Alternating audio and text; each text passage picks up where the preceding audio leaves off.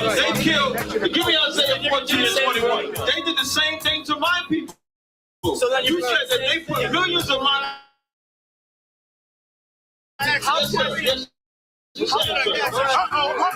Should a murderer go to jail?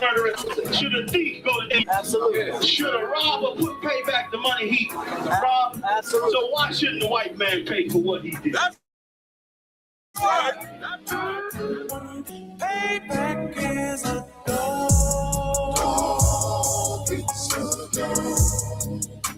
Payback is a dog.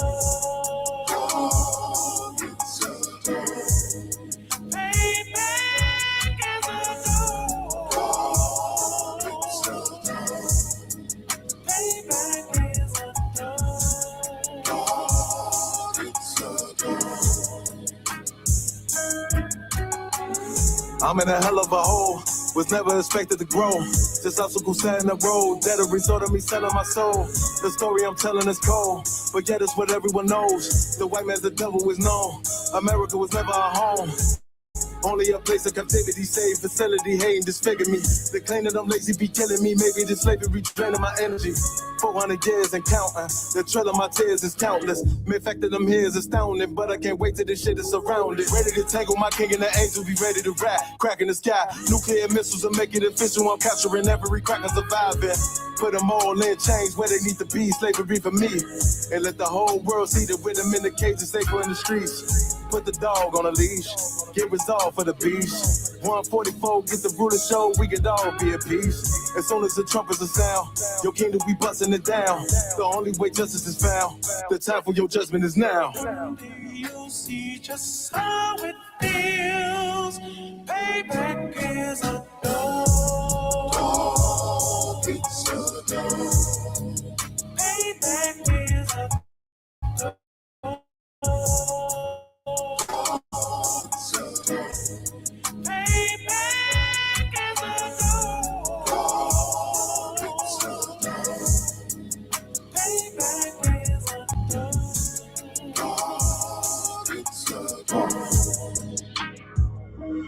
Look, ain't no remorse in my blood slump. It won't be no compromise. Now it's time to feed the worms. Watch his body turn to flies. I clutch iron while you trust the lies. The next Glock I got gon' be Gen 5. I get it customized. And sending shots off like farewell. Praying payback come back around like a carousel. Still remember YAHANNA's words ringing in my head like bells. Said you in his body, you fit a Lord, fuck the cartel. Triangle choke, apply pressure to the game like I did Vondale. Payback to bitch in his dress. She a bombshell. Revenge is dish served cold. I just hope they make an oxtail.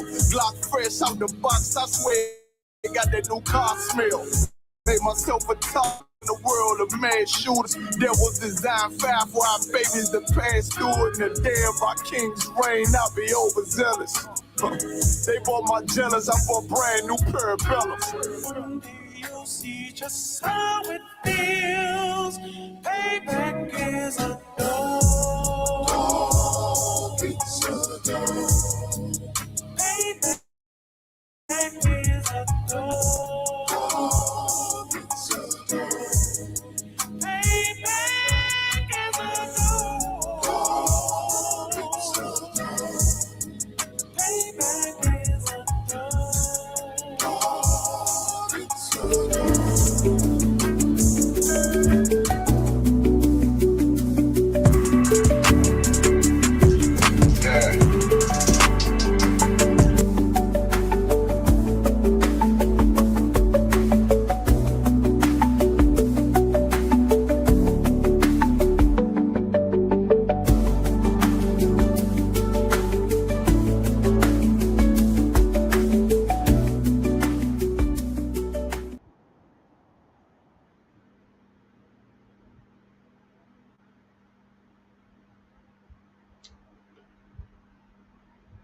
Clap it up.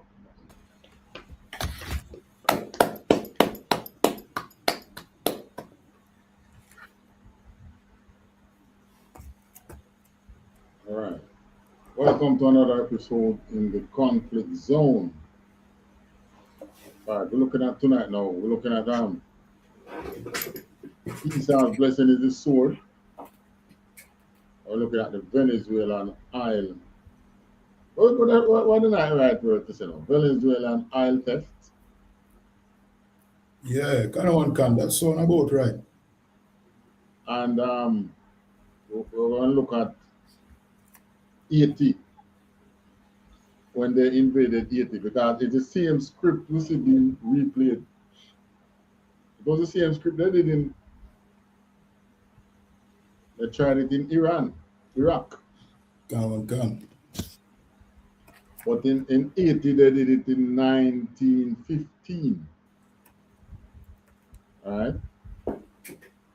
And it was successful to their favor. And I mean, look at Haiti today, to the point where the same president, before he became president, referred to the Haitians as what? Let me call him again. Slack, yeah, I don't remember, sir. When I mean say them eating the dogs and they eating the cats. Yeah, kind of one can. I think he had put them in line with what they call the African country, the S-Hole country, Oh, the Chicago country. one can. I think he had put them in line with that. But and at the same time, cursing Haiti when they were the ones who made Haiti impoverished. And then we see the same thing now coming to replay with Venezuela. Right. Because what they did with Haiti is that they took Haiti's gold.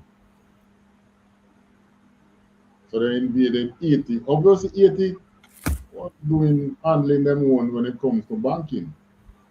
Because the French was peeling off Haiti and it was very lucrative, even though the Haitians had fought them off. It was very lucrative for the French. And then the Americans came in, took over, and it seemed to be very lucrative for the Americans as well. Well, we can say that because the time has enough time, more than 100 years ago. And you see where that money went into into New York Federal, into right there into New York City Bank. And then that bank is one of the most powerful banks, or one of the powerful banks in America today, in New York. And look at Haiti. So Venezuela is about to experience a similar thing. But my word to them is, forget the narrative, cry unto God. Cry unto God, man. You know that you are an Israelite. You cry unto God. You are the original people of God. All right. First thing I want to jump into, before we touch on the scripture, I want to play what Trump said about Venezuela. I mean, this man have no qualms in stating that, hey, listen, the oil will come for Can. I don't care. We're here for the oil, man. You want to talk about freeing prisoners and so on. Hey, tell you what, we'll deal with that later. Right now, we need to get in the big oil companies and start. There's a lot of money under. We start making some money. Can. This man is something else. All right, share this.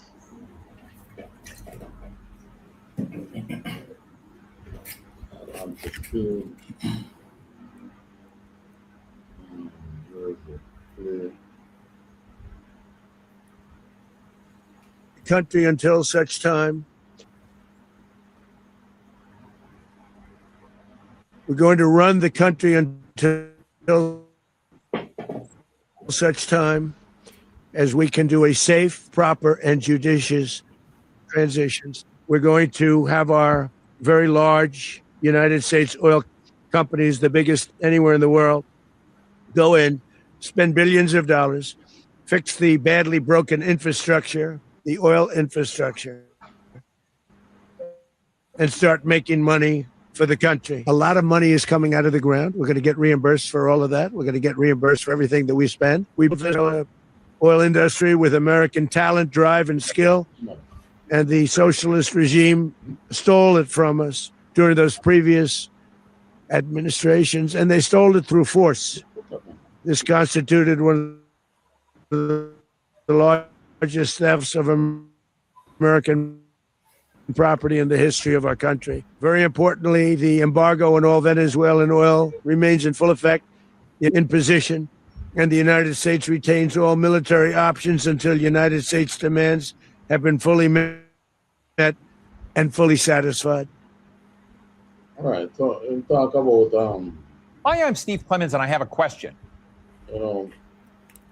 Armada, that is the ship, remains in possession.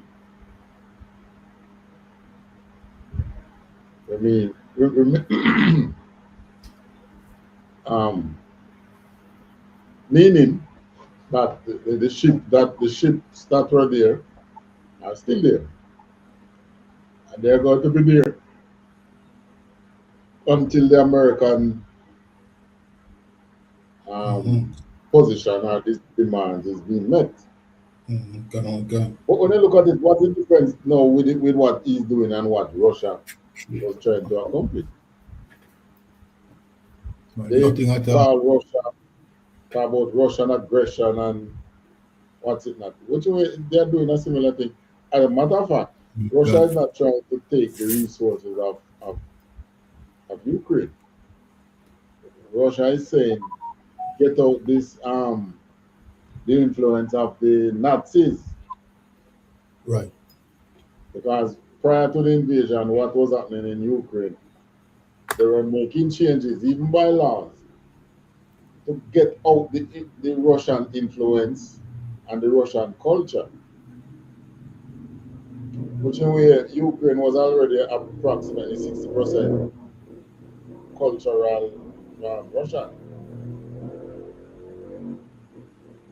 Majority of Russian, of Ukrainian influence, called heritage or bloodline then, let's use bloodline, was Russian. Right. And, they were becoming like Nazi, or the Nazi Germany was operating. So it lead. They tried other ways, it comes down to invasion. Same thing with Venezuela. They have been trying to take over Venezuela from probably about before Chavez. And then Chavez went in and, I remember they took out some Chavez for 3 days. And the man who was to come in, the dictator that was to come in, didn't please America. They never too like how him sounds. So they put him back, and then the people was clamoring back for Chavez. So they was bringing back Chavez. And Chavez did it time. And now, after being $1 trillion in debt payment, annual debt payment, they have approximately $38 trillion in debt, with a $1 trillion annual debt servicing, and 700 military bases to be maintained.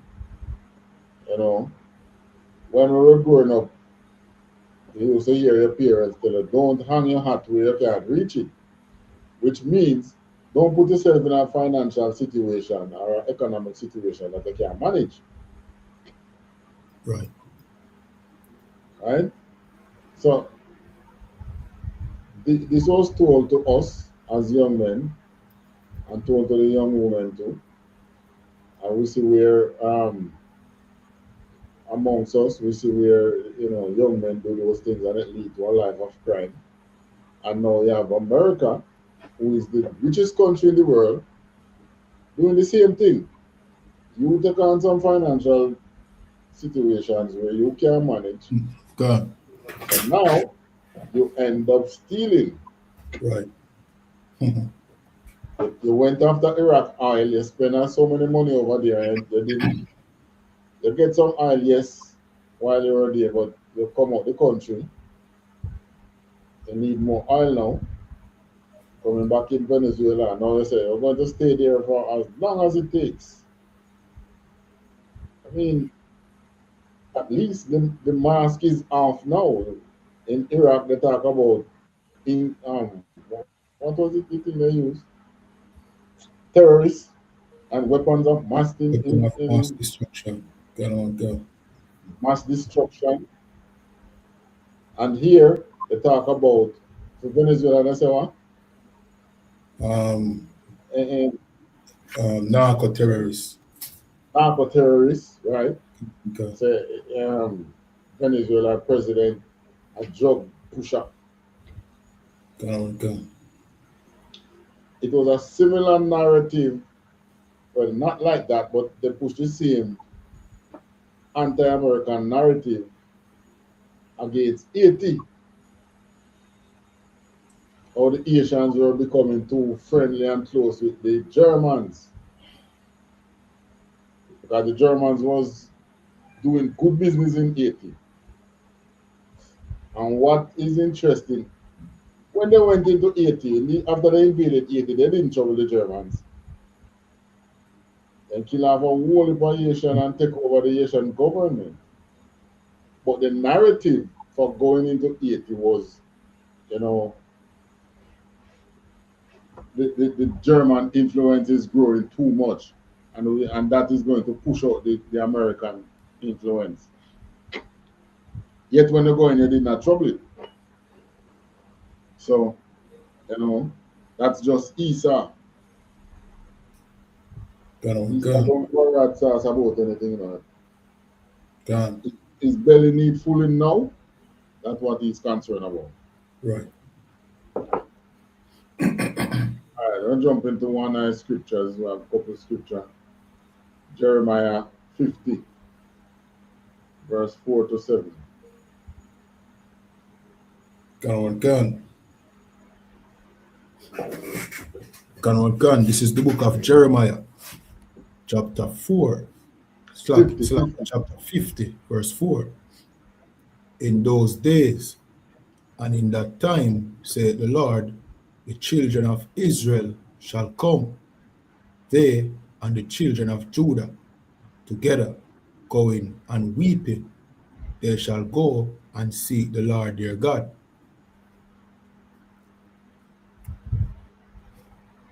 Verse 5.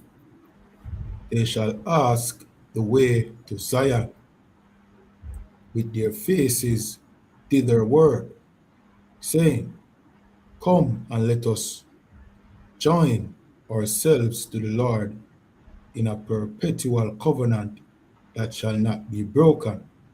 Slakia, forgotten. All right, so in those days, most time we see this in the scriptures referring to the last days here. So in those days, in the last days, and at that particular time, the children of Israel and the children of Judah. And we know that the children of Israel is the northern kingdom, which is the 10 tribes.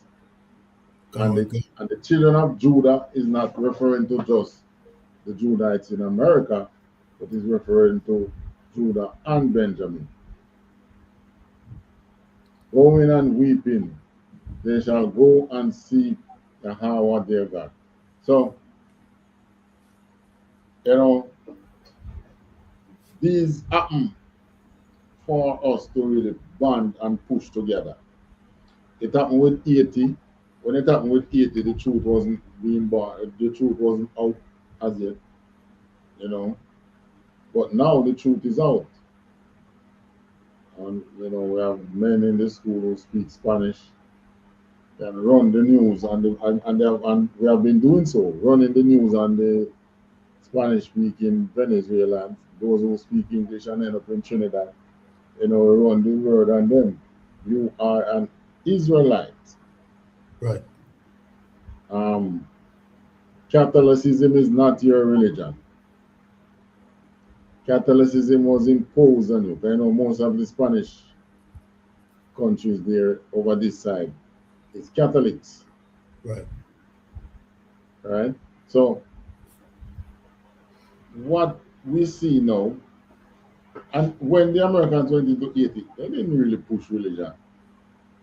It was a hardcore stealing and putting the Haitians under manners. So black man can't govern themselves. Before you go in the country, you complain about the German influence. Then after you go in the country, you kill how many thousands of Haitians and you don't kill a German. Right. I mean, what's the latest news on Maduro and the drug pushing? Since they take up Maduro, any boat, they blow up any boat? Yeah, I haven't heard anything about any more boat being blown up. All right, early days. But so you have to try to tell me now, say, Maduro out now, so those who are pushing the drugs give up. Right. I doubt that. But from what I heard, they killed, it was the Cubans who were the guard for the president of Venezuela. I hear that they kill all of them. Gun. Even the maids in the presidential palace, they kill everybody. Unless Maduro and his wife. And just went on a killing spree. That is Esau. Gun. How they send him? They send special force in. I think it was the Navy. A Navy SEAL, let's say, going. I think they refer to them as the CIA. It was the CIA, sir. And they refer to them as the warriors or something like that. But the CIA don't have a military thing there. They work with one of them government body there. Okay, good. Unless they use military contractor, private military contractor under the CIA.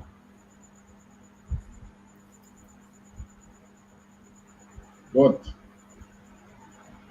I mean, these men are just outright dirty. Right.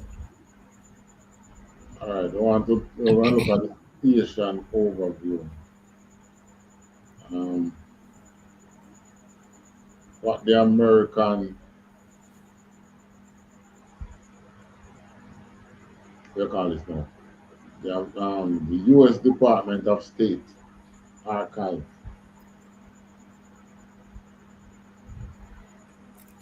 You seen that? Gun. Zoom in a bit if you could now, Baba Kwasha.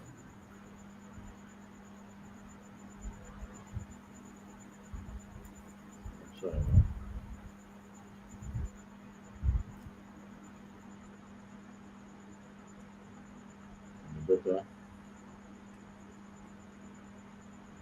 The more we zoom in, and more. Right. So this document is the U.S. Department of State, from the U.S. Department of State archive, 2001 to 2009, and this of the U.S. invasion and occupation of Haiti, 1915 to 1934. All right, you want to read for me?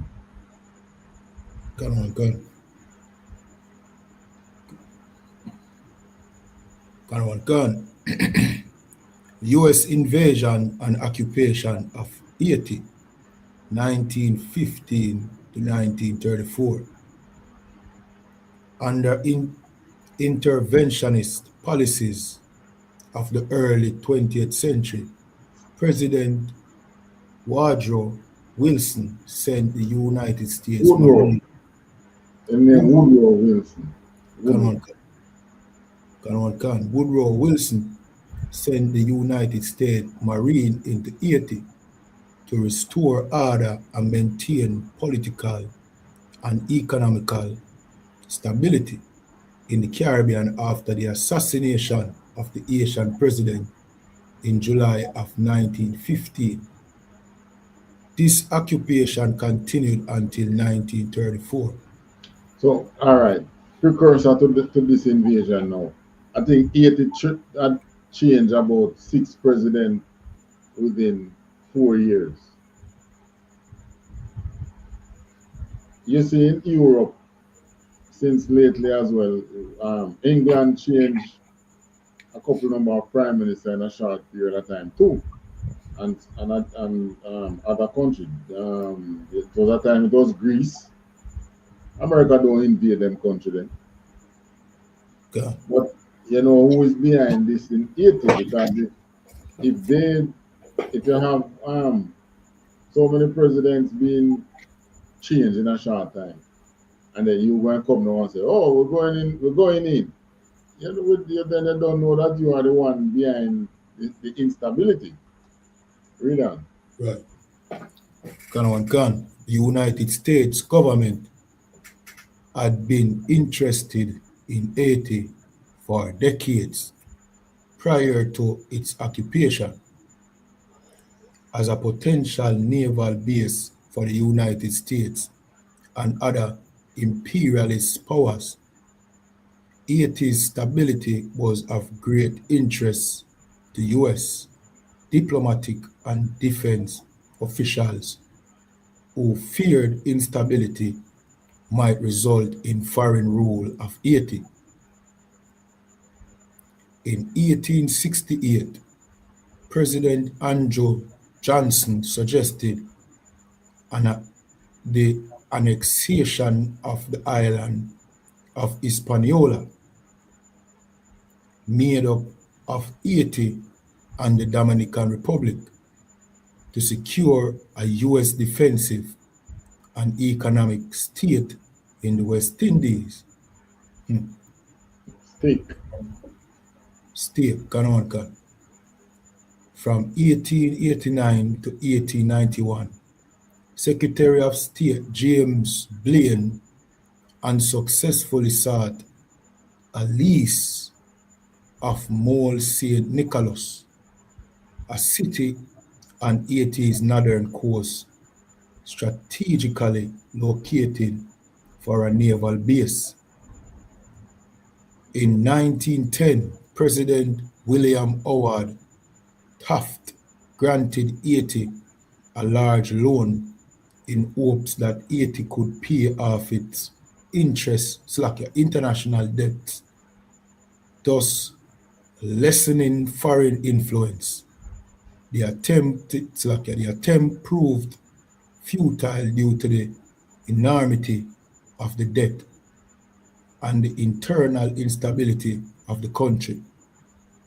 Right. So, see, them same one now start pump money on them. That's why I'm saying that you see them big loan where you see our prime minister getting because of the hurricane. You have to be very careful. Yeah. That same thing might come back to bite us 10 or more years from now. Next thing you hear them say, "Oh, we have got to take over Jamaica now." You know? Why? Because we have rare or out here, and it's right in America's backyard, and they find it, and it's in sustainable quantity. So, you know, they will come for it. Hold on, and then our puppet government who always bend the knee to the Americans, and love the cross between the Esau stove. They will play right in their hands, and knowingly play in their hands because they have done it already. Yeah, go ahead. Sir, when a country take a loan, they have to use something as collateral for your loan. No, you don't. Okay, go on. You provide no collateral because as a government, what they look on is your ability to repay. So once you have good GDP, you will get a good loan. Okay.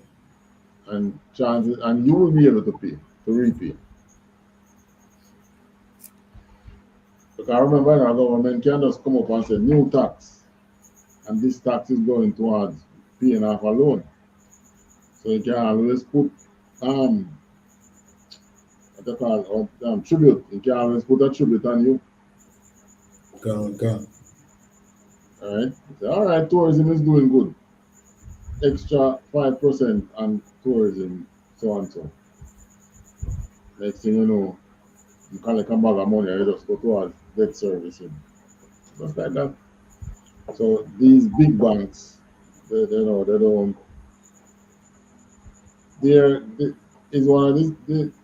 Unless the country end up in some grave national natural disaster or economic unrest, your money is basically one of the safest loan you can lend to anybody.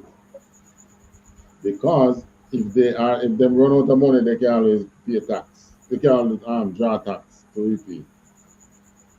You with your private business can't do that. I mean, you have a business, you're making something, business in manufacturing, and you get a loan and then you can't pay your loan. What can you do? You can't think of necessarily say, all right, I'm going to raise the price of my product. You might just raise it and it don't sell. When the government say I'm going to raise the tax, if you don't pay that raised tax, you're going to prison. You understand? So they are left with what's the word now? They are left with that leverage. So you could call that leverage now the security for the loan.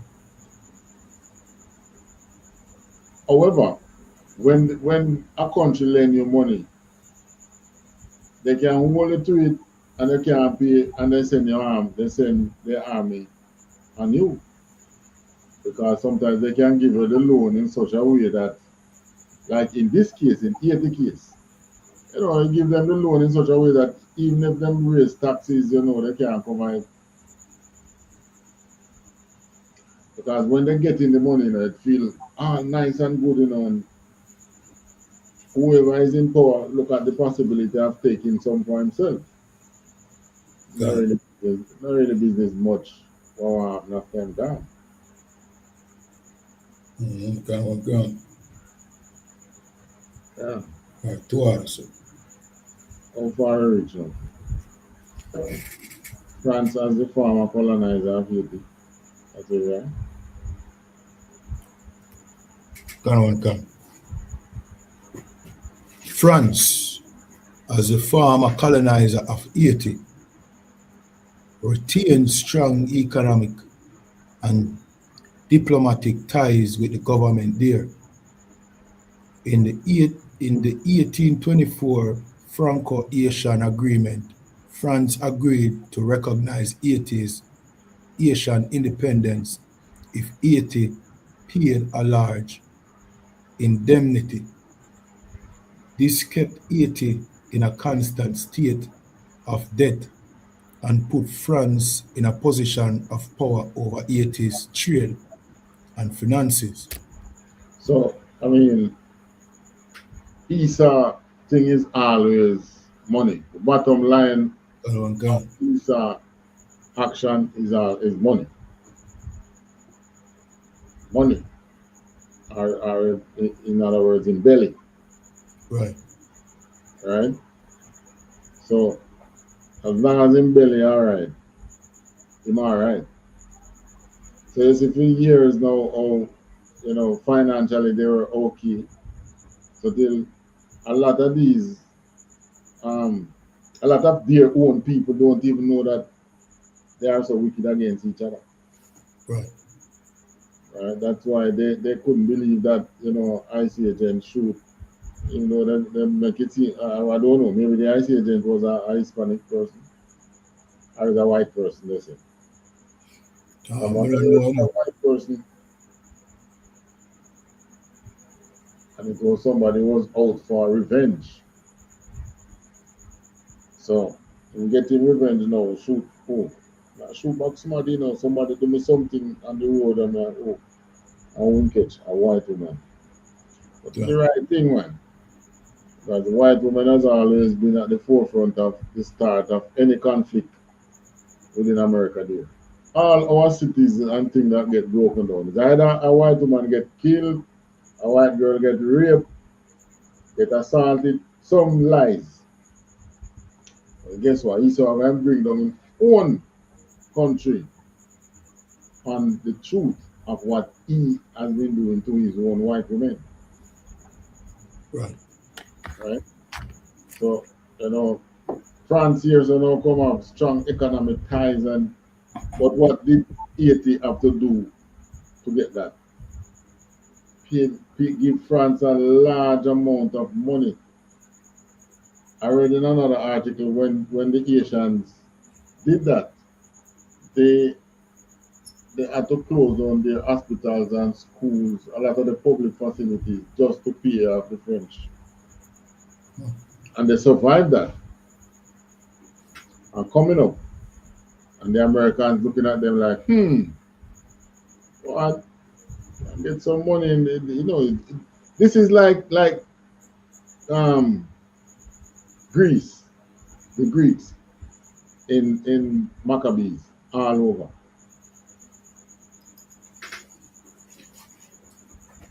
This is like the Greeks. They come in, they were given money, they went away, then they come back again 2-3 years after, collect some more money and burn the whole place down. Alright, read that. Gone. Although unhappy about Haiti's close connection to France, policymakers in the United States were more concerned about increased German activity and influence in the country. In the beginning of the 20th century, German presence in Haiti increased as German merchants began establishing trading branches in Haiti, quickly dominating commercial business in the area. German men married Haitian women to get around laws denying foreigners land ownership and establish roots in the Haitian community. The United States considered Germany its chief rival in the Caribbean and feared German control of Haiti would give them a powerful advantage in the area. You see, that's the narrative they push forward. Just like what they talk about the narco shipment and blowing up boats and this and that. And you get the man who you say behind this pushing up drugs, and the first thing you talk about is the island in country. Yeah. If your problem is this man pushing drugs over there to you, then try him on that grounds. All right, read on. I want to get to when them take out the money. Gone. Increased instability in Haiti in the years before 1915 led to heightened action by the United States to deter foreign influence.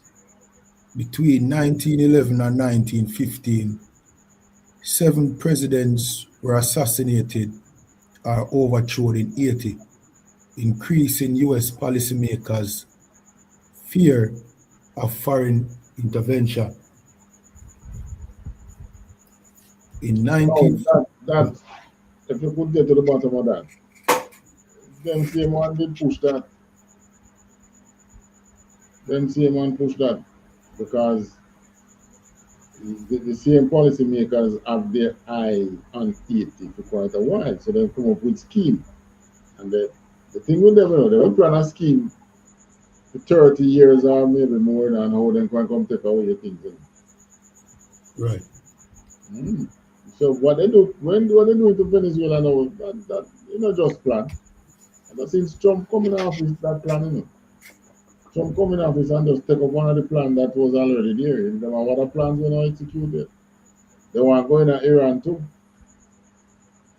And before you know it, America become the largest oil dealer in the world and give back strength to the US dollar. Because now, right now, what is happening? China buying oil from Russia in yuan. Yuan, they call it? Yeah, the Chinese yen. Right? India buy oil from Russia in their money. Well, China and India, they are the two biggest one consumer now, who buy Russian oil.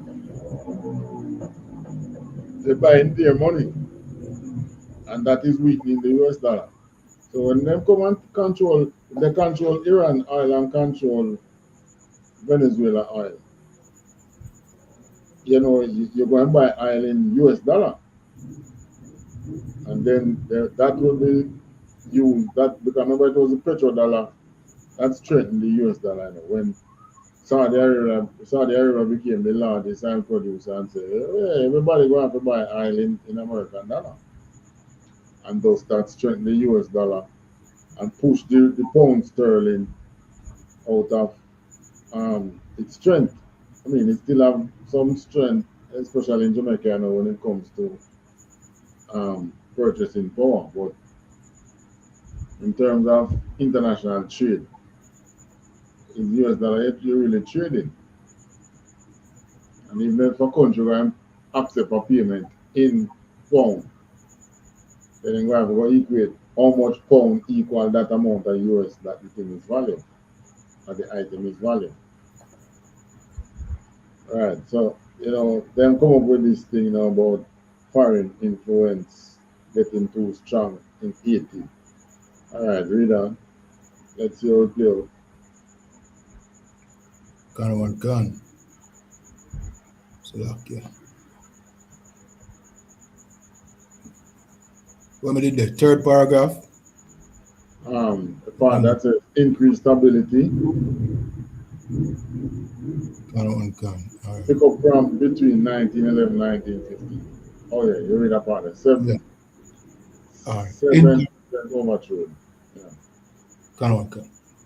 So it's in 1914, the Wilson administration sent Marines into Haiti who removed $500,000 from the Haitian National Bank in December of 1914 for safekeeping in New York, thus giving the U.S. control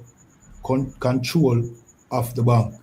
So this $500,000 in 1914 would be equivalent to about 16 million in today's day. But 16 million or a billion? Million. Approximately 60. The purchasing power would be about 16 million. It would work more, but the purchasing power is about 16 million. When you take into investment and what you could have done with it, it would value more. But it wasn't cash that they took. It was the Asian gold. They took out Haiti's gold reserve. Right? So when they value it at today's money, they're not even valued it at the market value for gold. Real. Gun. In 1915, Haitian President John Wilbram Kiliami Sam was assassinated, and the situation in Haiti quickly became unstable. In response, President Wilson sent the U.S. Marines to Haiti, claiming the invasion was an attempt to prevent anarchy. In reality, the Wilson administration was protecting U.S. assets in the area and preventing a possible German invasion. A German invasion. So it was preventing a German invasion. Why not set up a military base? Why take out the people their money? Why Right. trouble their money? If you think somebody's going to invade Jamaica and you are so concerned, what you should be doing is come and set up a military base in Jamaica and help the Jamaican government. Right. Our national reserve or bank should be your interest. All right, read on and finish that paragraph. Gun. The invasion ended with the Haitian-American Treaty of 1950. The article of this agreement created a Haitian gendarmerie, essentially a military force made up of Americans and Haitians and controlled by the U.S. Marines. The United States gained complete control over Haitian finances and the right to intervene in Haiti whenever the U.S. government deemed necessary. The U.S. government also forced the election of a new pro-American president, Philippe Dartiginev, by the Philippe, yeah man, go ahead. Philippe Dartiginev, whatever. I think it's a French-based name. by the Haitian legislature in August of 1950. The selection of a president that did not represent the choice of the Haitian populace increased unrest in Haiti. Right. So it was the same thing that was happening in Ukraine. A similar thing before the invasion. The Russian put in a president who was pro-Russian. America, I don't remember if they killed him. I think they killed him and take him out and put in a pro-American president. Russia take him up and so till Zelensky reached in there. And then Russia just said, you know what? It looks like this thing is only a military solution. We've solved this thing. And thus he invaded. But the thing with Haiti, I have a video, I'm going to play that video. And I'm going to see who was it that was agitating for the Haitian invasion. It wasn't even a military agitation. It was somebody in the banking sector.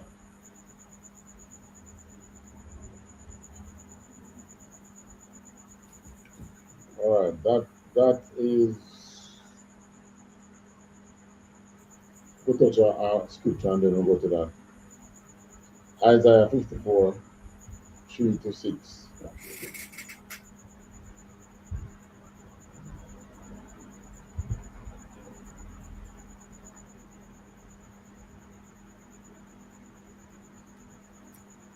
Gun. This is the book of Isaiah chapter 54, verse 3. For thou shalt break forth on the right hand and on the left, and thy seed shall inherit the Gentiles, and make desolate cities be. Verse 4. Fear not, for thou shalt not be ashamed, neither be thou confounded, for thou shalt not be put to shame, for thou shalt forget the shame of thy youth, and shall not remember the reproach of thy widowhood anymore. All right, so hold on. You see what is happening there? I mean, what they're doing is like they're filling the Venezuelan face with shame. As a matter of fact, they're filling all Israel's face with shame. Right. In the things that they do. But Venezuela is the one under the spotlight right now. I think the Venezuelan person with them swearing as president have to make some offer. What they offer them? 50 million barrels of oil. I tell the When I vessel them, one vessel, no, some oil where them fi mine and turn over to them. As I okay. come, as it's like all right. The indemnity what France take from Haiti to recognize them is something like that. So they're going to give America some money, but they're giving it in oil, not cash. Okay. And Trump did mention it. This is not for these oil companies that is coming in. They're not getting any of this or that money. Trump be face, basically telling them that they're not getting any of that money. That money is for, I don't even know where that money goes. Many of that money, a lot of that money probably going in financially in his pocket. All right, finish the scripture. Verse 5. For thy maker is thine husband, the Lord of hosts is his name, and thy Redeemer, the Holy One of Israel, the God of the whole earth, shall he be called.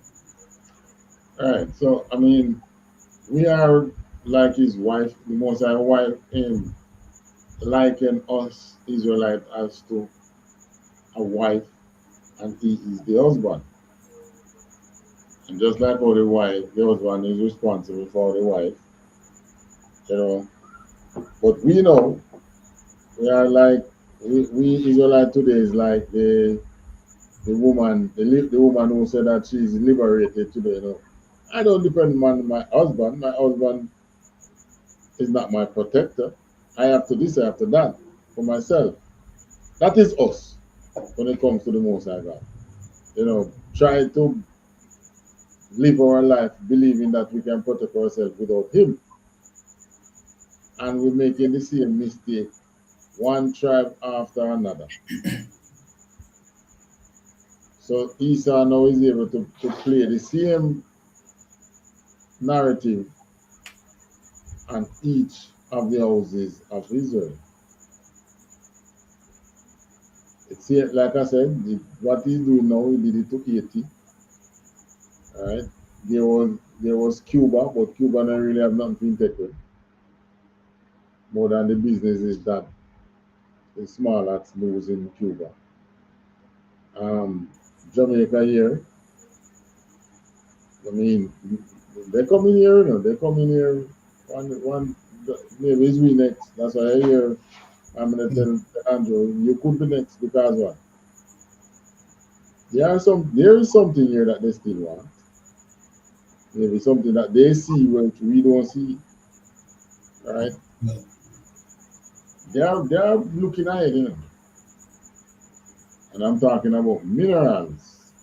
And not only that, wherever we as a people are, our strength and our labor is one thing that they need as well. Because they always want to put us to work because we got strong backs. So okay. Yeah. Them US are threatening Cuba. Like, you know what I mean? With a regime change, you don't know where they are threatening them with yet, but they are planning to do something in Cuba. But Cuba is Russia only stronghold in the Caribbean. Mm-hmm. Understand? So if America eventually, you know what I mean, take control over Cuba, then country like Jamaica become, you know what I mean, hostile ground because now them are going to gain back an advantage. So in my mind, me I say Jamaica can be fair play for country like Russia. You know what I mean? With who in power? Because if with who in power? Say that again. I said with who in power? It might not even, you know what I mean? The way me has pray, it might not even matter who in a power. It might just be a grab like how Venezuela was a grab. Okay. if the thing get too hostile, because now if Cuba, if them lose Cuba, which it seems like them are gonna lose Cuba, you know, because now Cuba don't have no source of funding and oil right now because of Venezuela. Then it might just be a grab and like a smash and grab, you know? Yeah.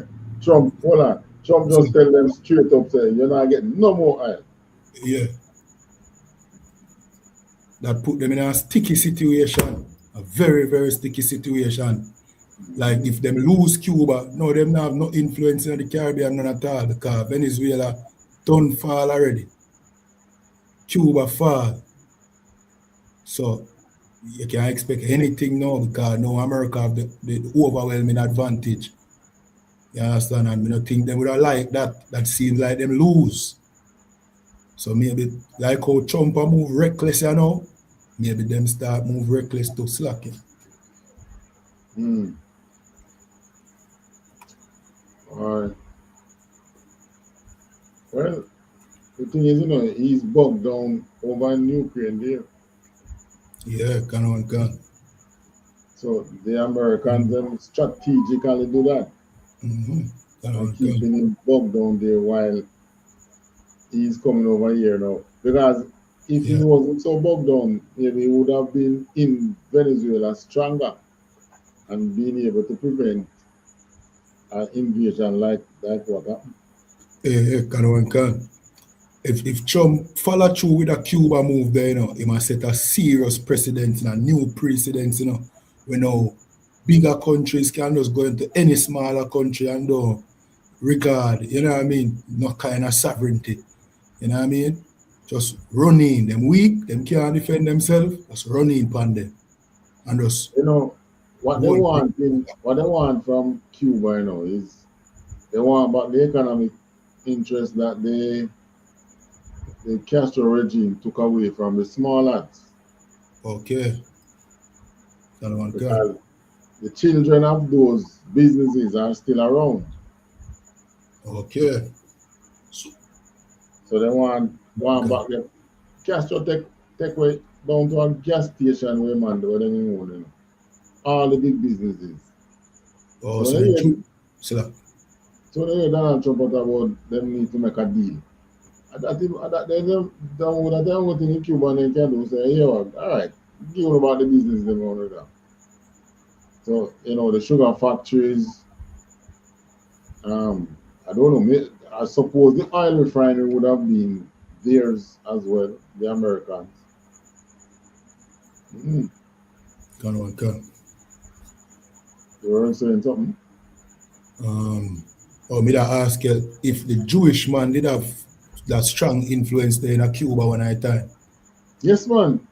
He was the one running Cuba when Castro took over, man. Okay, can. He was the one with the influence behind what happened in 82.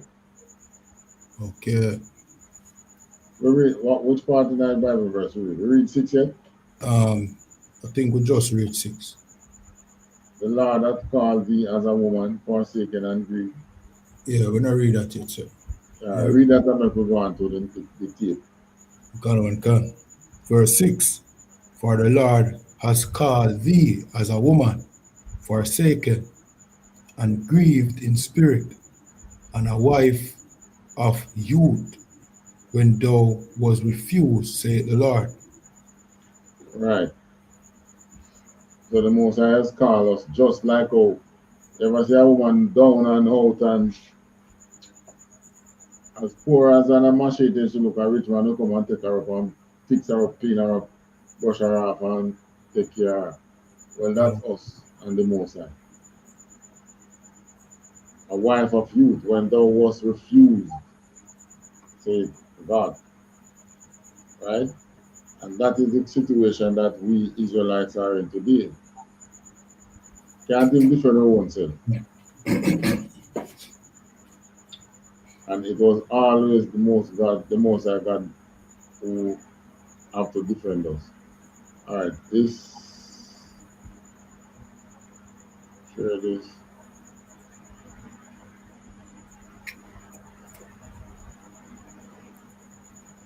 I'm going to play this tape.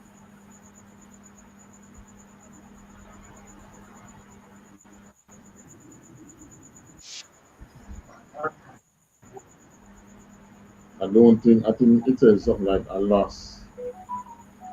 lost sound. You weren't hearing the sound, right? So. Good. They're saying that I lost the sound. Tell me if you're hearing it now. Dropped its anchor at Port-au-Prince. On board were hundreds of American soldiers on an official mission to reestablish peace. In reality, the mission had other objectives: to occupy the country and lay hands on its public finances for the benefit of New York's banking establishment. You hear that part? It kind of choppy. But You heard that part? Yeah, it kind of choppy still, but me hear the last part. All right.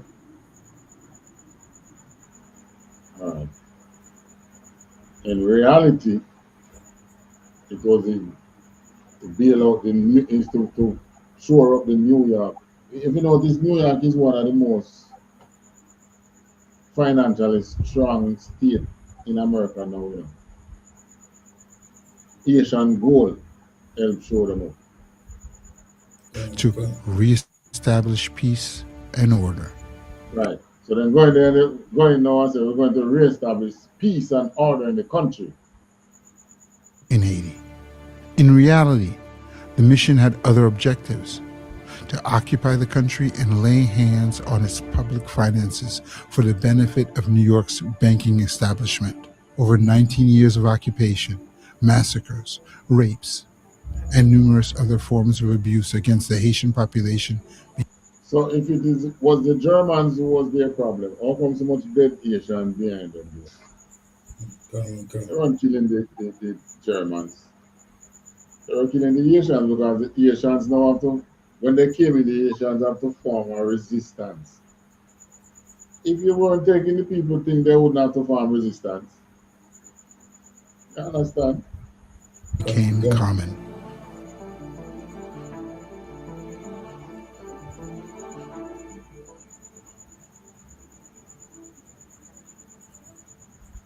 Upon arrival, the Marines met no resistance, save one modest soldier by the name of Pierre Sully, who wanted to defend his country and refused to obey the Marines when they ordered him to lay down his weapon and leave the vicinity.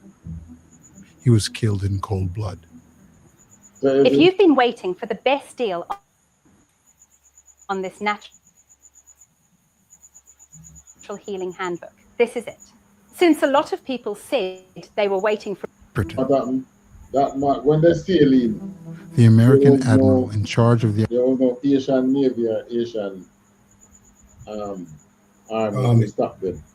Okay. One soldier met them and they had him to lay down his arm and he refused, then kill him. You see? So all this was studied. They realized the country is open and up for the taking. So then build a story, just like how they do with our black towns, the Judah black towns in America and black cities. They just come up with a story. Oh, they raped this black woman was sexual assaulted in an elevator. You know, like I hear about the Tulsa story, I hear about black woman sexual assault. You don't hear no name. Who was she? Where's the picture? Where's the evidence? Nothing. So it's the same thing here. Operation began an immediate deployment of troops around the capital, first occupying strategic points and symbolic buildings, barracks, ports, custom houses, tax offices, the presidential palace, ministries, and courthouses. Starting in August 1915, the occupation spread throughout all port cities of the country. Soon, the Americans took total control of the state. The president of the Senate, Philippe Sud d'Artignave, accepted to be enthroned by the occupying power as the titular president of the republic. American businesses arrived on the island in the wake of the military and claimed the country's meager resources. Franklin Delano Roosevelt was at that time the Assistant Secretary of the American Marine Corps, drafted a new constitution for the Haitian state. This was a diplomatically liberal constitution, which would henceforth allow foreigners. So yes, you see whose name was called? Franklin Delano Roosevelt. Okay. You know, he was one of the presidents in the United States, eh? Yeah, go on. So obviously, he assisted them in this, so they make him president. Mm-hmm. It's all gang warfare. Right. They don't talk about organized crime. These things that you see are happening, these are organized crime. Mm-hmm. Go. And who can stop them? Yeah, you would have to be able to back the American military to fight them before you can talk about you're going to stop them. And you can't fight the American military. The right to own land in Haiti, a right that had been forbidden since 1804 and the proclamation of Haiti's independence by Jean-Jacques Dessalines. From the onset, the Haitian deputies refused to ratify this new constitution. In response, the American soldiers penetrated the halls of the National Assembly and chased out the recalcitrant members of Parliament at gunpoint and forced the voting and ratification of their constitution. An American administrator, called a counselor, would be placed at the head of each of the nation's administrations. The puppet Haitian government set up by the occupying forces had no real power at all. The American counselors would make every decision, taking firm, direct control over the collection of revenue as well as the final word on every expenditure. They imposed martial law over the entire country. The press was under strict censorship, and anyone who dared to criticize would be thrown into prison.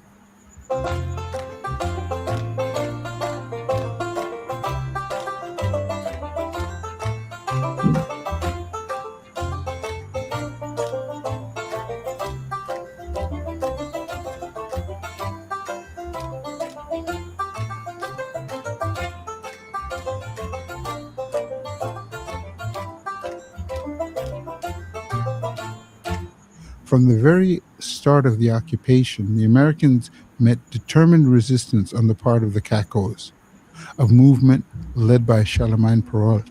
In 1918, a Cacos uprising was crushed by the Americans. There were thousands of victims. Abuse and excessive violence of all kinds was committed by the American troops. The civil rights activist James Weldon Johnson visited Haiti and wrote a report condemning the, quote, economic corruption, forced labor, censorship of the press, blatant racism, and wanton violence committed in Haiti under the American occupation, end quote. In this unspeakably violent photo, we see an American soldier in the process of executing a Cacos rebel. His hands were cut off before he was killed. On the ground lies the body of another man who was probably just executed. As shocking as this may seem, the American soldiers had full authority down from their hierarchy to kill Haitians, and they held no quarter. Just like ICE come out, in America, they are on the street, things like they have full power. Anyway, we see how that one play out. But here in 1950, way back then, they didn't have no camera to give people a live update on what was happening. You used to have journalists who have to risk their life and get in the country and get do the investigation on the ground. But today, you know, kind of different. You have a man who just take up his phone and can live stream something that is happening in real time.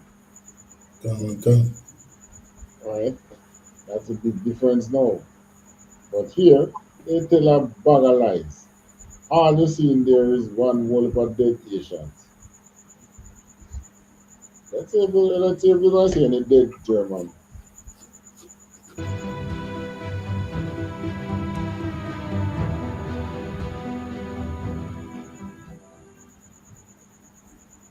The racism of certain American politicians of that era was evident. Robert Lansing, the American Secretary of State during the first years of the occupation, felt that it was absolutely necessary to intervene in Haiti because its black population was ungovernable with an inherent tendency to savagery. To better understand the context in which this occupation occurred, let's briefly review the events that led up to it.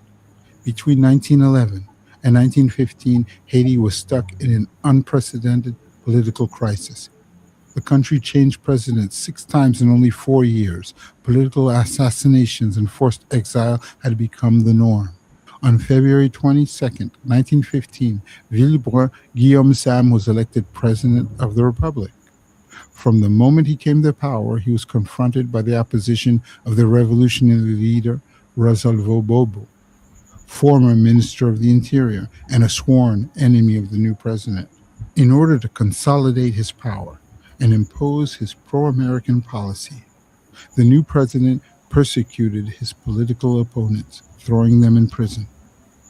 By the end of April 1915, he had imprisoned dozens of personalities hostile to his policies. But his situation became fragile because he provoked so much opposition. An important popular uprising succeeded in overthrowing his government. Yet, he maintained control of the situation and had 167 political prisoners executed, most of them from rich mulatto families who had links with the very influential German community in Haiti. The former president, Horace Zamor, one of his key opponents, was also executed. On the morning of July 26, 1915, the presidential palace was attacked. The president fled and took refuge inside. So the presidential palace looked like the White House. Gun.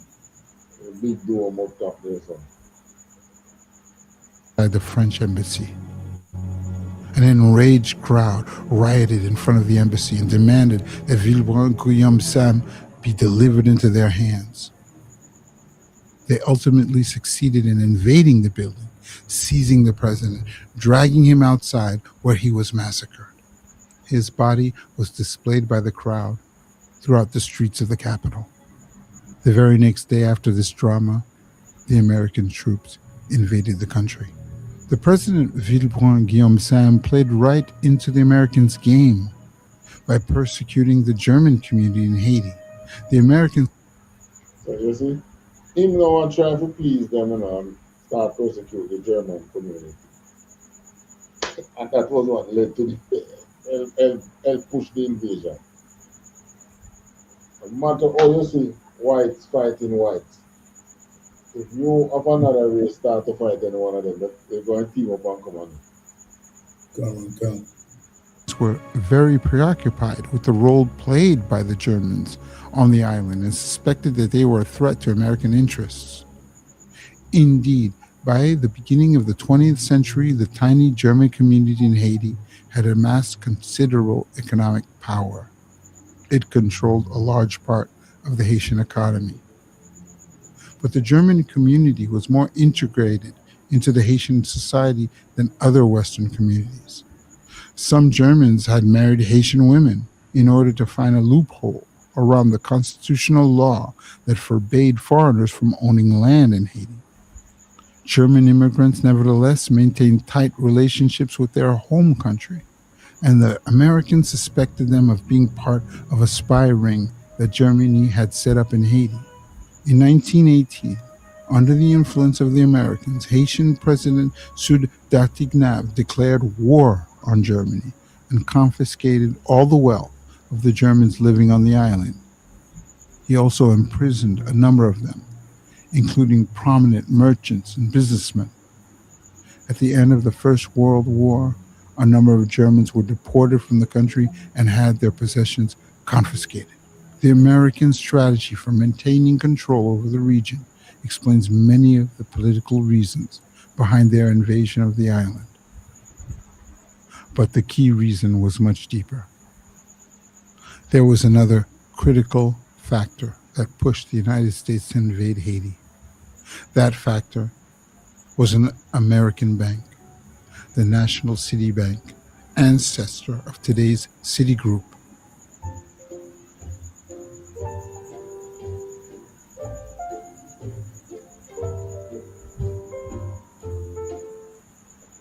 Believe it or not, I will draw the person you will marry. One of my clients asked for a refund. She thought the man I sketched looked like her neighbor.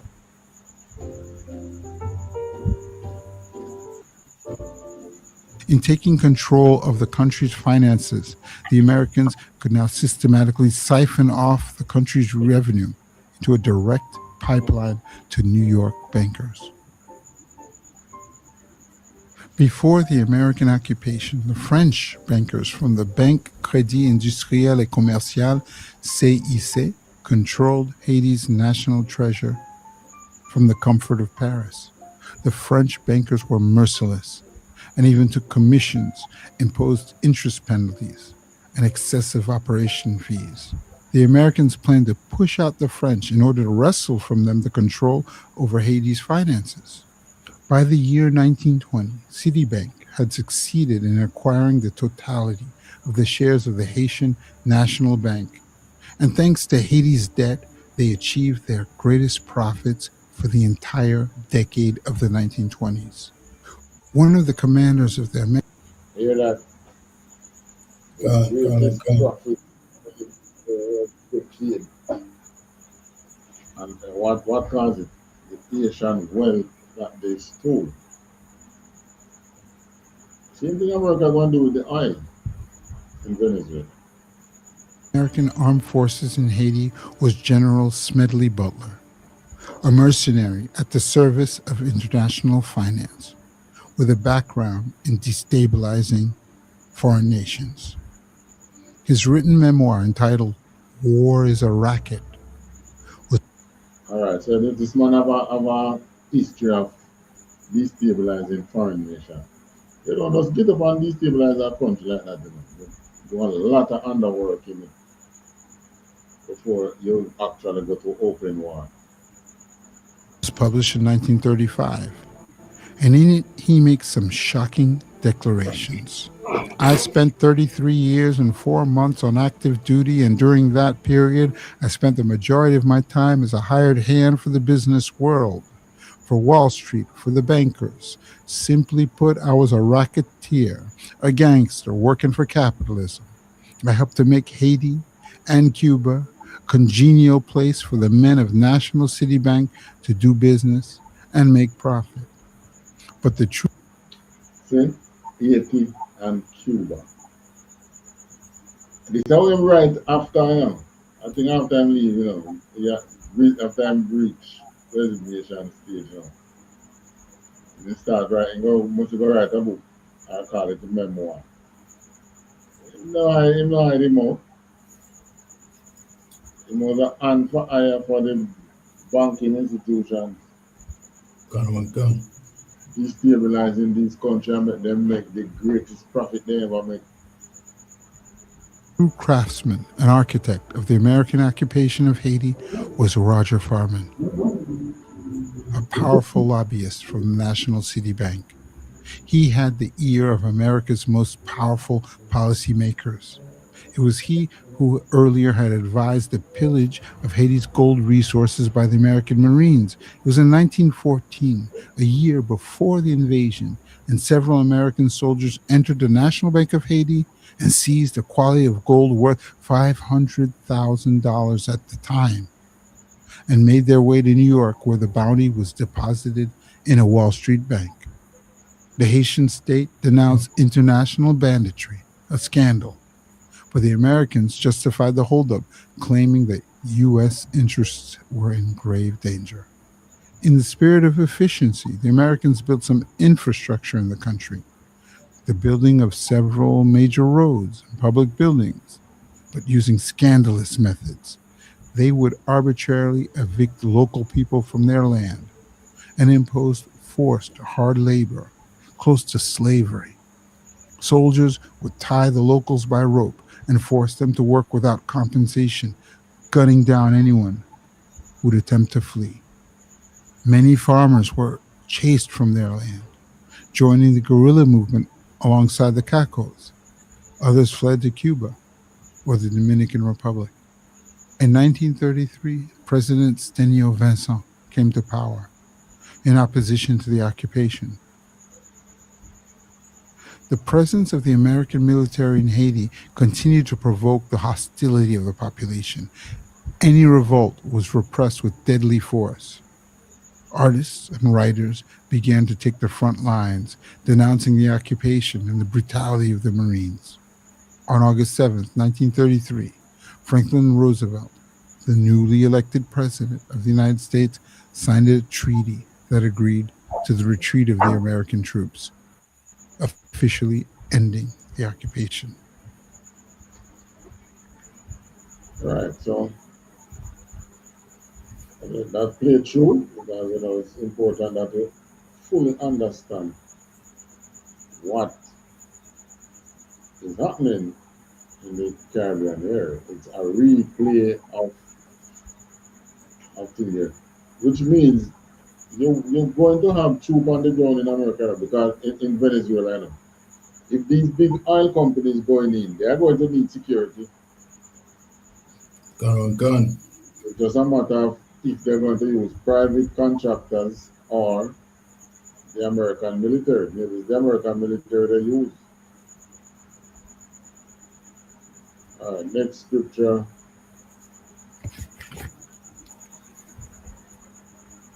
Ezekiel 35. Can't go read all of it, but that's all we can read.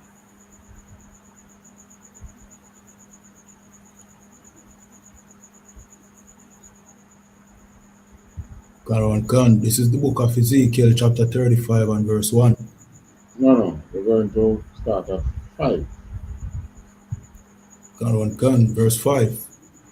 Because thou hast had a perpetual hatred and hast shed the blood of the children of Israel by the force of the sword in the time of their calamity, in the time that their iniquity had an end.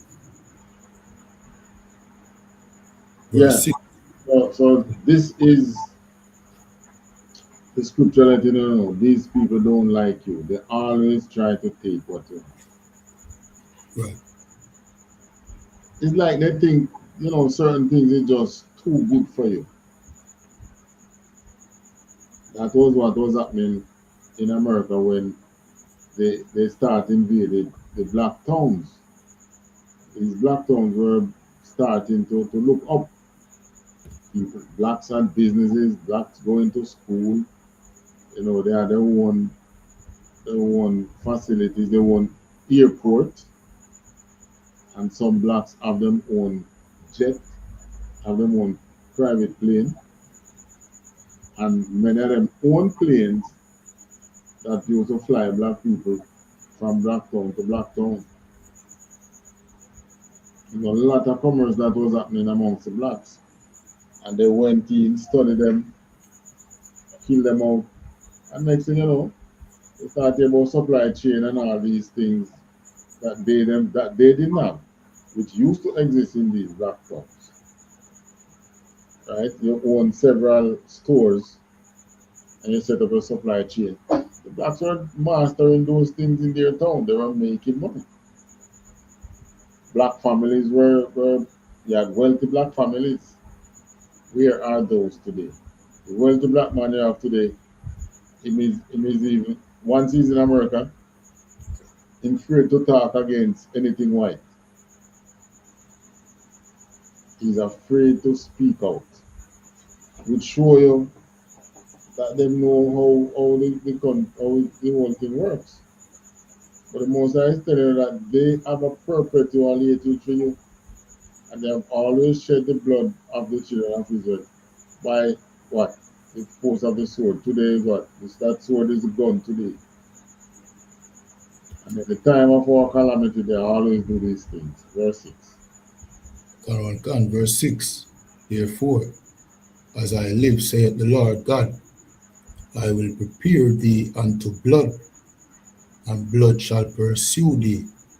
Sit thou as not hated blood, even blood shall pursue thee. Right. So the same thing they're doing to us, the Most High is preparing them for the same things. Since as you don't hate blood, let my blood pursue you. Next verse. Verse 7. Thus will I make Mount Zion, Mount Seir, most desolate, and cut off from it him that passes out, and him that returneth. Right, go on. Verse 8. And I will fill his mountains with his slain men, in thy hills, and in thy valleys, and in all thy rivers shall they fall that are slain with the sword. Right. So he's going to bring, he did it already, and I'm going to do it again. So, you know, many people really say, oh, that thing that did happen already. Yeah, and it's happening again. It's going to happen again. Verse 9.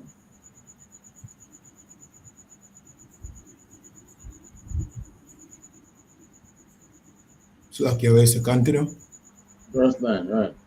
Verse 9. I will make thee perpetual. I will make thee perpetual desolations, and thy cities shall not return, and ye shall know that I am the Lord. Right. When he destroyed these cities, in Esau cities, this time, there's no coming back. Verse 10. Verse 10. Because thou hast said, these two nations and these two countries shall be mine, and we will possess it, whereas the Lord was there. All right. So you know what you mean by these two nations and these two countries. At that time, when this was written, it was the northern and southern kingdom. The northern kingdom was called what was it? Samaria. Okay. The northern country was Samaria, and the southern country was Jerusalem. There was no country there called Israel. It was Samaria and Jerusalem, and they wanted to be. Well, I mean, they were able to see the world, because that temple that we had in Jerusalem, had many wealth in it, and it was a beautiful temple because it was, you had real gold being overlaid on some of the works, artworks and things there. Plus, we had real gold in the storehouses, and we had leaders who were doing quite well. So they wanted, and plus they see how industrious we were as a people. Want to possess these two countries because his blessing is the sword. Continue. Verse 11. Therefore, as I live, saith the Lord God, I will even do according to thine anger, and according to thine envy, which thou hast used out of thy hatred against them, and I will make myself known amongst them when I have judged thee. All right. So this is how he's going to make us know how powerful he is, by judging. When you look and see how mighty Esau is today, and when you see him come down, I know the Most High bring him down. You're going to know how great he is. Bring him down and give you rest. Really and truly, enough, if we are being left alone as a people, we will make strides in it. Go on. Gone, and thou shalt know that I am the Lord, and that I have heard all thy blasphemies, which thou hast spoken against the mountain of Israel, saying, they are laid desolate, they are given us to consume. Right. Basically, mountains of Israel, that is our leaders, our government. I mean, you hear what I'm saying? They are for us. They were given unto us to consume. That's what they think of us. All right, 13. We can stop at 13. Gone, verse 13. Thus with your mouth ye have boasted against me, and have multiplied your words against me. I have heard them. All right. So, in other words, him speak against us, the Most High's people, he is speaking against God. And God is listening. They don't know that. But here we're reading it and make him know. God is listening. All right, we're going last one, Joel 2, 25 to 27. Yeah, close up with that one.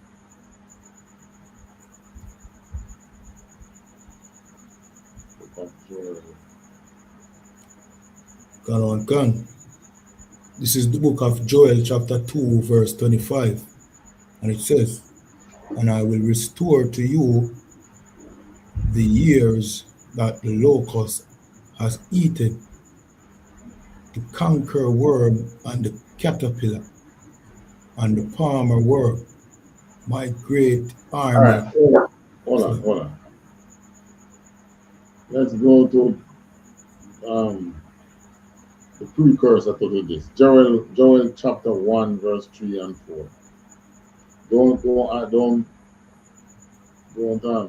this. We're going to come back to this. But Joel chapter 1 explain what that chapter 2 is talking about. So okay, so verse 2 and what? 3? Joel chapter 2, verse 3 and 4. Joel chapter 2, verse 3 and 4? Yes. Or 1? Oh man. Okay. Same Joel 2. Joel chapter. We're going to shift from Joel chapter 2 now. We're going to Joel chapter. Chapter 1. Gone. This is the book of Joel, chapter 1, verse 3. Tell ye your children of it, and let your children tell their children, and their children another generation. Verse 4. So this is how it goes, and this is how you know that this is how words pass on. You teach these things to your children, and your children shall teach their children, and then that children are next generation. So this is something you pass on in English. So instead of coming with a school now and coming with curriculum that erase all these things that we're supposed to be teaching our people. But the Most High is smarter than them because you have it in the Bible. Right? So it is being preserved nonetheless. That we can tell our children. What should we tell our children? Continue. Gone, verse 4. That which the palmer worm has left, as the locust eaten, and that which the locust has left, as the canker worm eaten, and that which the canker worm has left, as the caterpillar eaten. So we are always being taken and eaten by our enemy, especially Esau.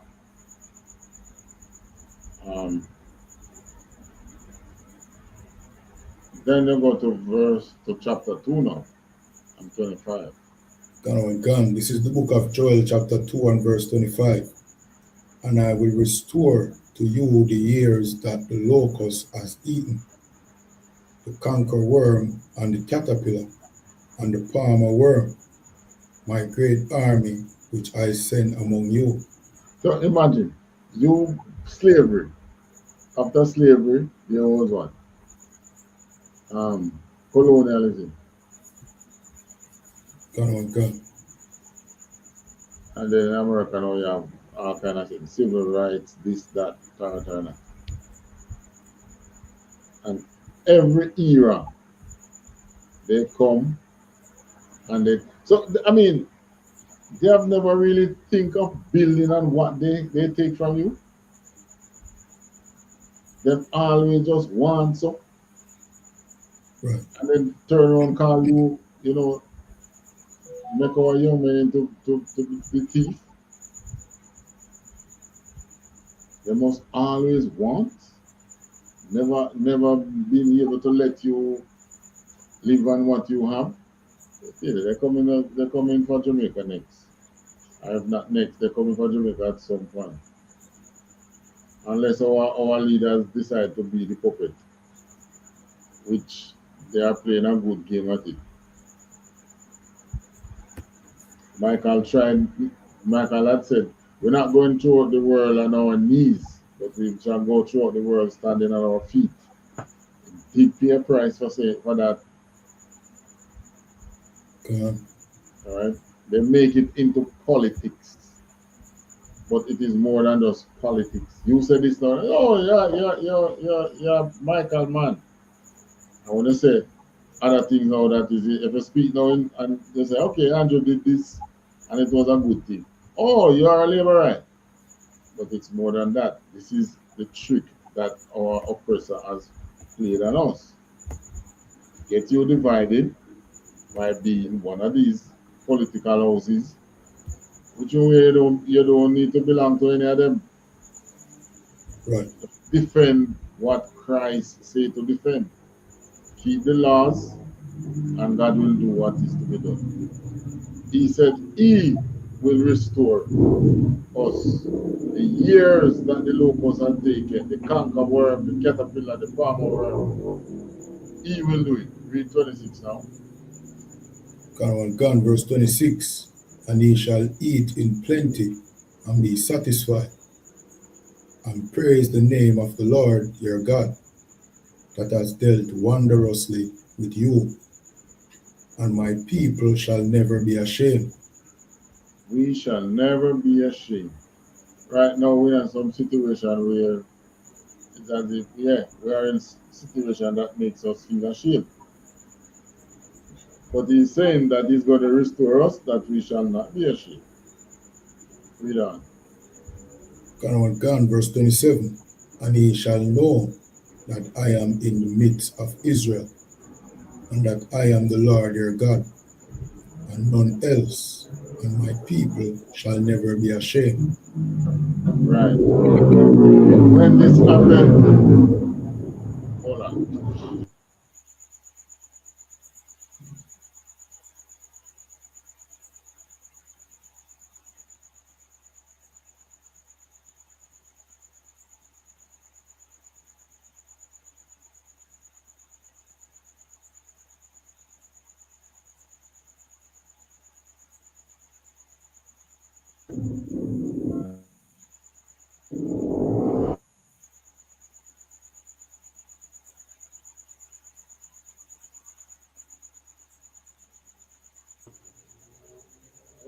When this happens, we shall know that he's in the midst of us. He's the one who is working things out for us. Right? It's not by our strength. I mean, we have tried strength so many times. In the Asians.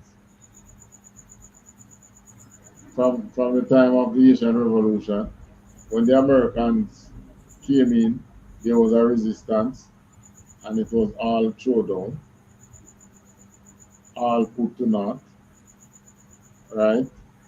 The Venezuelan Che Guevara, Castro, I mean, they do a lot of liberation and they come right back to the same thing now.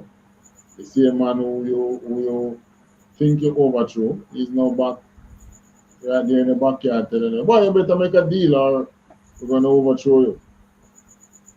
So, you know, there's one way out. Christ showed us how to fight this enemy and to gain victory over him permanently.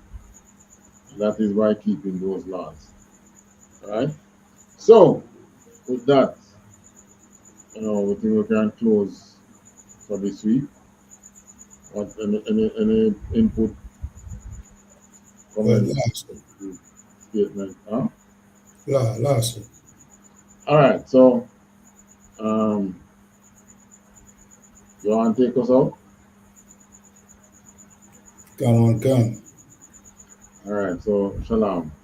Until next week, Yabashim Yasharakata.